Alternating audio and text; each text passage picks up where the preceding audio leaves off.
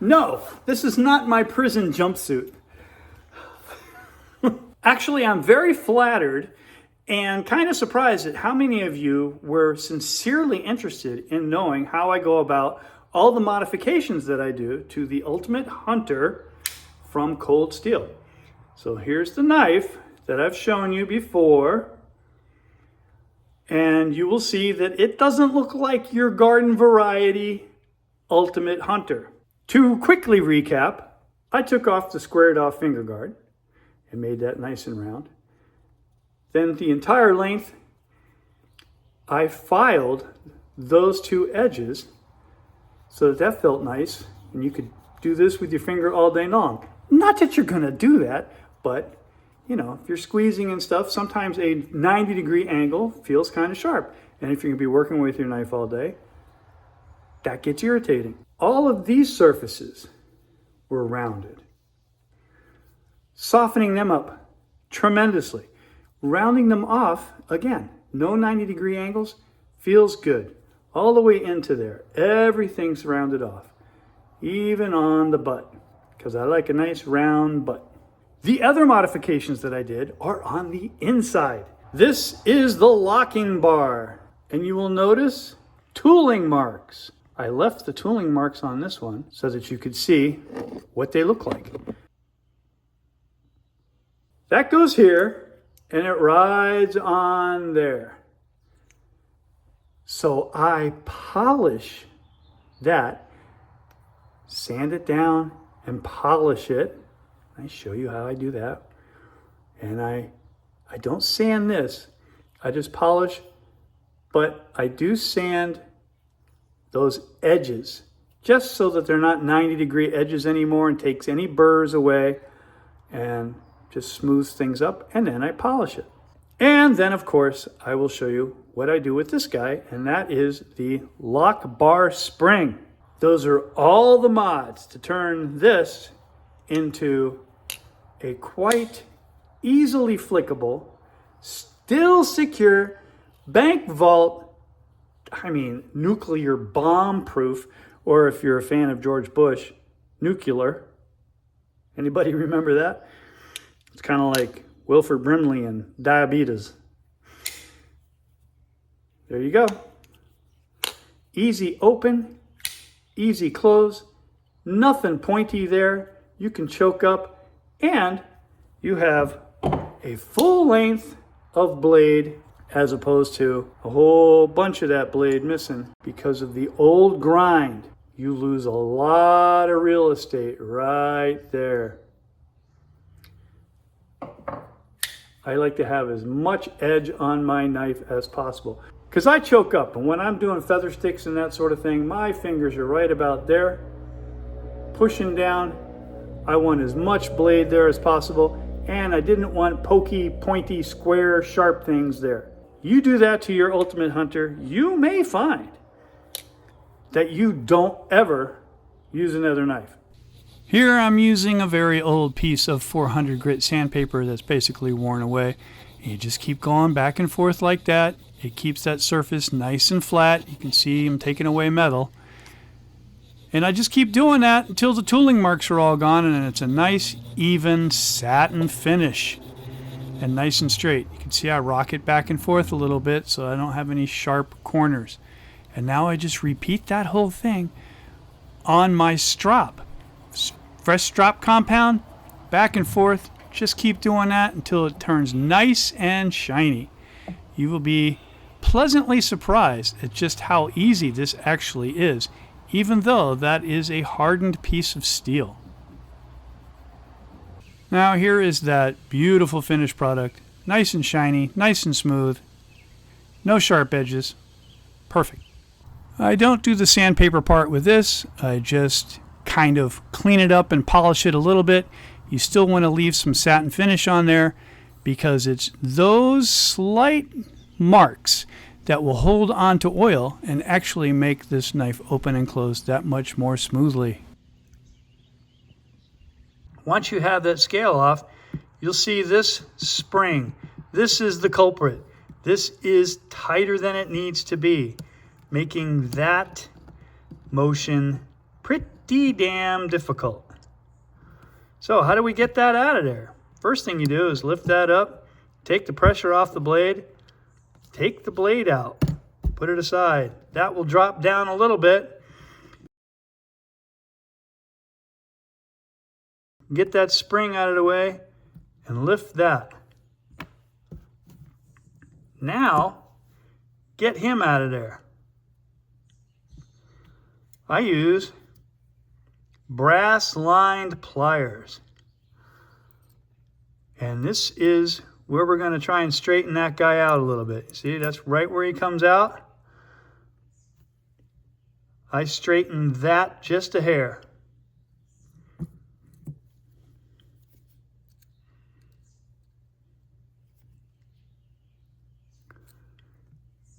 Doesn't look like I moved it, but I moved it.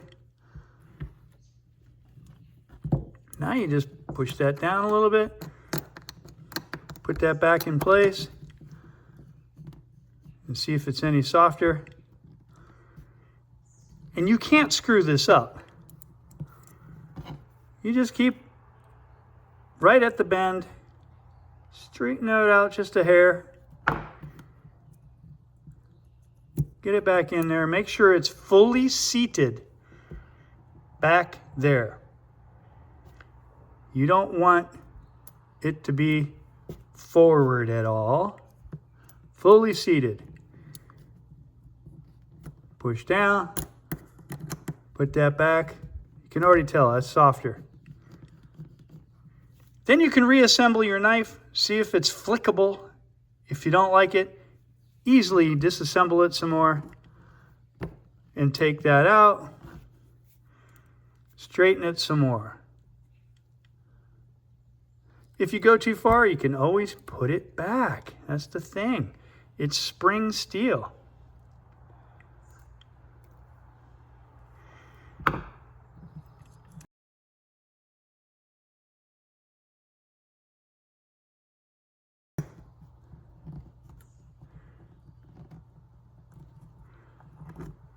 If you get to a point where the spring isn't making contact with the lock bar, here, I'm just going to have to do it.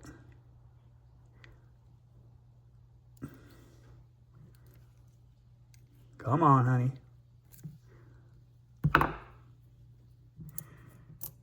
Yeah, see? See how that's lower than the dip? I just squeezed right on the bend. Wrong thing. Put that back. Okay, see there's a little play now? That's not really that big a deal because this isn't going to be in that position.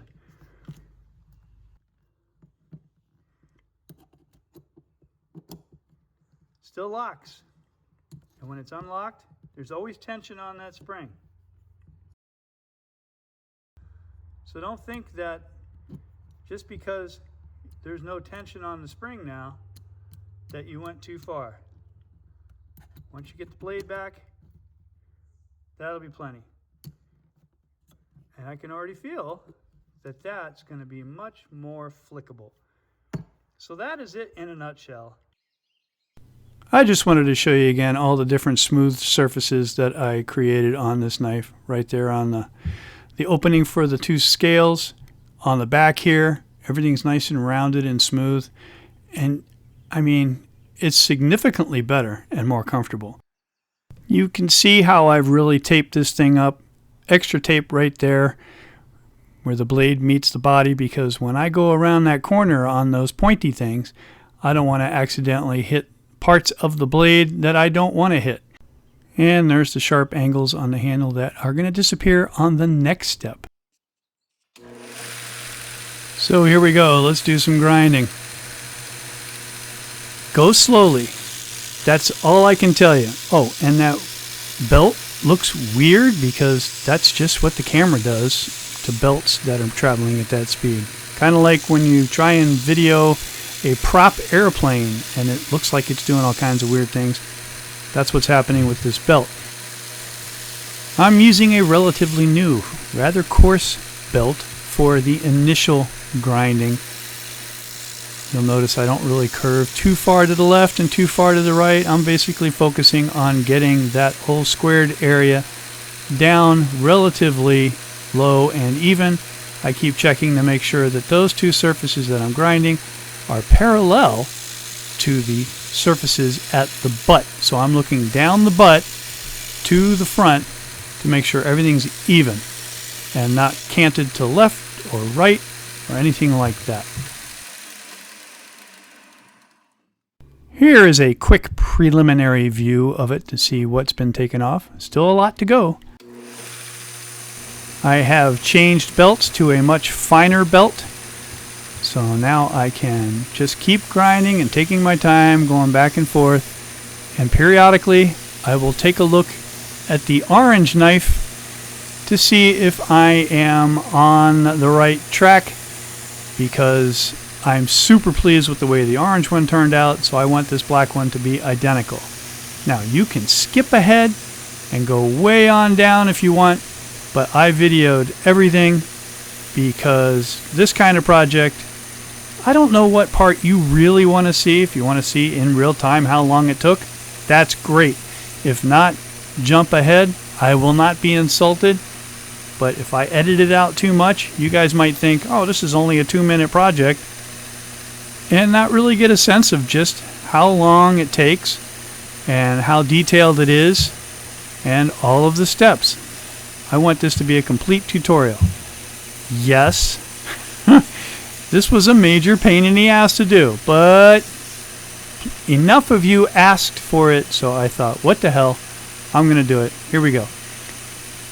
This is the first check to make sure I'm on the right track, and I know I still have a lot more to take off and refinement to do. I realize the vast majority of you do not have a belt grinder, and you're not going to go out and buy a belt grinder just to do this kind of project. If a belt grinder is something that you think you might use to continue to do different modifications like I've shown, then of course go get one. But don't think that you can't do this mod without a belt grinder. You can very easily do this mod with a series of bastard files. Just really tape the hell out of the areas that you do not want to grind on or cut away from, because bastard files, when they slip, they cut through tape real quickly. So lots of wraps of tape, and then take your time and use the bastard files, and then of course finish off with sandpaper.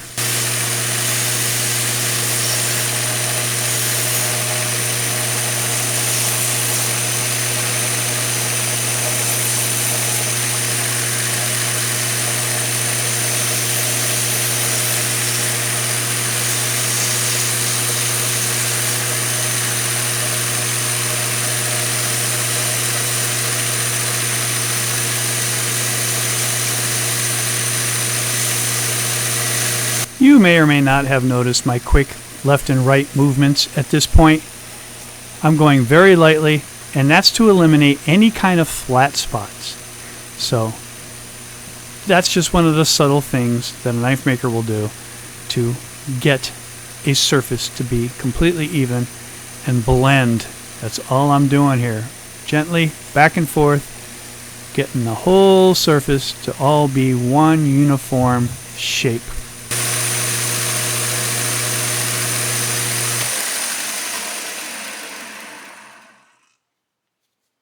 I will take advantage of this quiet moment and assure you that I am wearing a mask specifically made for fine particle filtering and safety glasses. I suggest you do the same, because G10 is really not recommended for healthy lung function.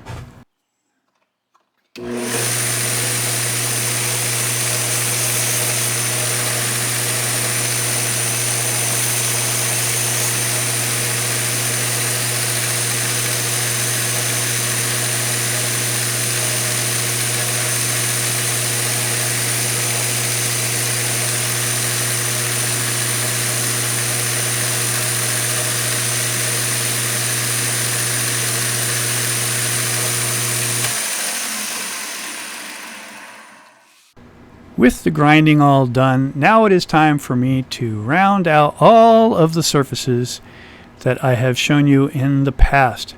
This is my flat, small bastard file, and then I have this, I guess you would call it, a quarter round for doing different things. I don't know why I had the round one out there because I don't use that. So these are the two files that I sit here and just start going to town. And always remember, go slowly. You can always take more off. You can't add it back.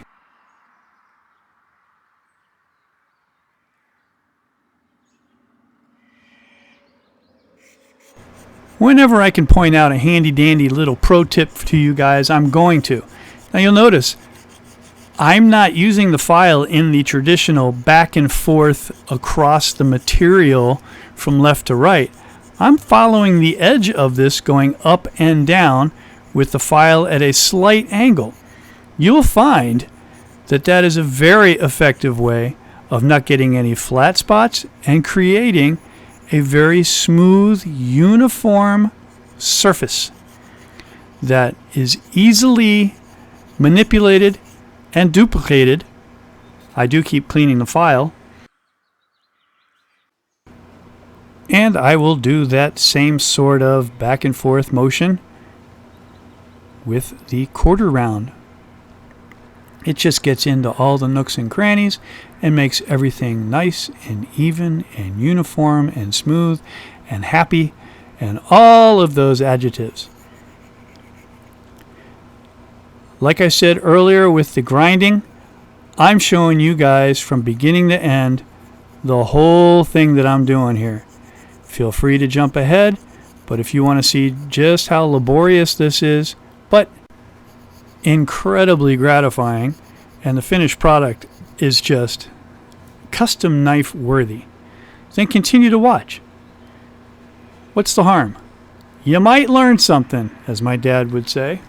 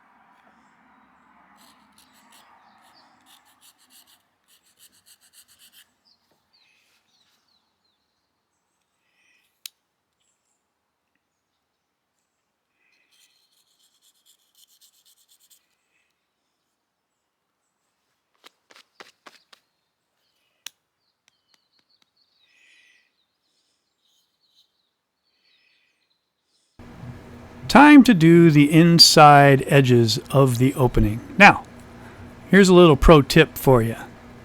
I'm going to show you what I do with my finger and my thumb so that I don't accidentally scrape or scar up the opposite scale of what I'm trying to file on.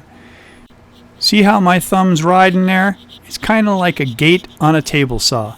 It's not letting that file reach over and touch the inside of the scale that I'm not filing. And that just keeps you from boogering up and, I don't know, defacing or making it look hobo the opposite scale. It's just a good way of controlling back and forth. But yeah, the thumb is keeping that file from causing any undue damage. And that's what I'm trying to avoid right there. Not cutting into that, but just rounding that one surface.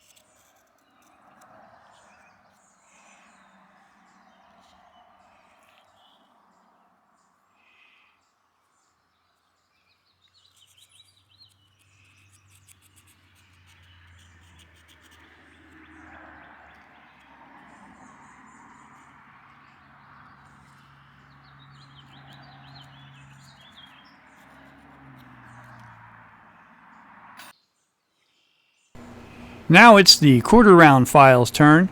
This is what I'm going to use to make sure that I can get into each nook and cranny of the thumb grooves. It's definitely a game changer. I suggest getting one because the flat one definitely will not get in there. This maintains all the nice curvatures, gets rid of all the pointy things, and sets it up so that you will be ready to sand in the next step.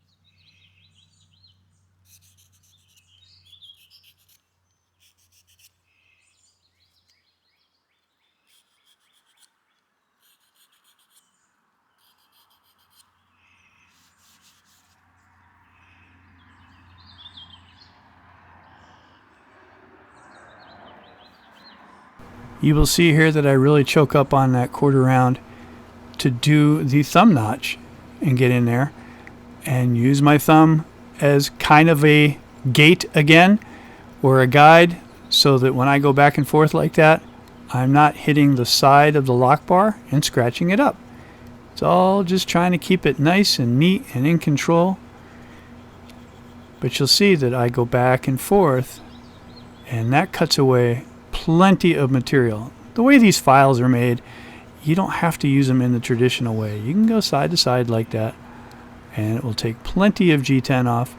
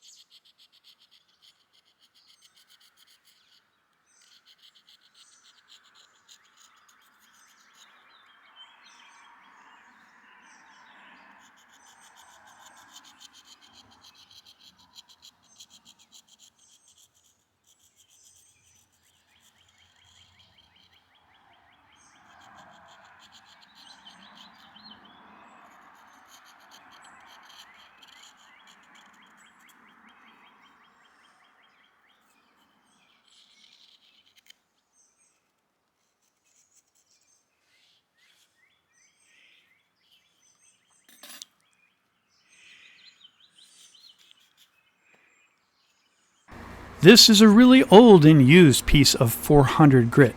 You don't want anything with too much coarseness to it, because what you're basically doing at this point is polishing all those surfaces that you just rounded. And when you're finished, you don't want to have to use yet another sandpaper to refine it even more. And you're not going to take it to a buffer or anything like that. So a very worn out piece of emery paper or sandpaper, anything that you might have, and it's going to get it just the way you want it. And what's nice is the natural oils in your hand, when you start to go over all those curved surfaces, are going to turn them nice and black, and it will look like a factory finish.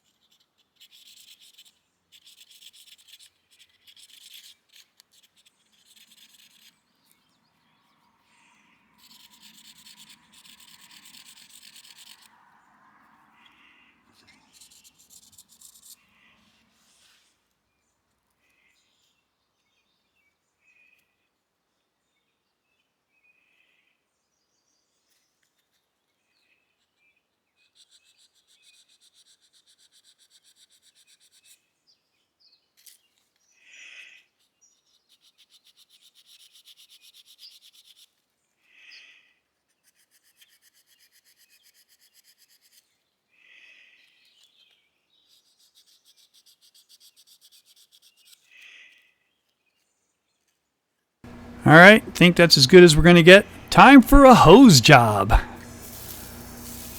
I use the hose because it has a lot of pressure and it will get into all the nooks and crannies and blast out all that G10 and any other kind of residuals. I'm going to tell you right up front, don't be afraid of getting the inside of this knife wet and blasting out all this stuff, because I'm going to tell you what to do after this. But really, give it a good hosing. Don't use your kitchen sink because it's not going to have the pressure. Don't take it into your shower, because if you drop it, you might cut something that you don't want to cut. Trust me, I had a close call once.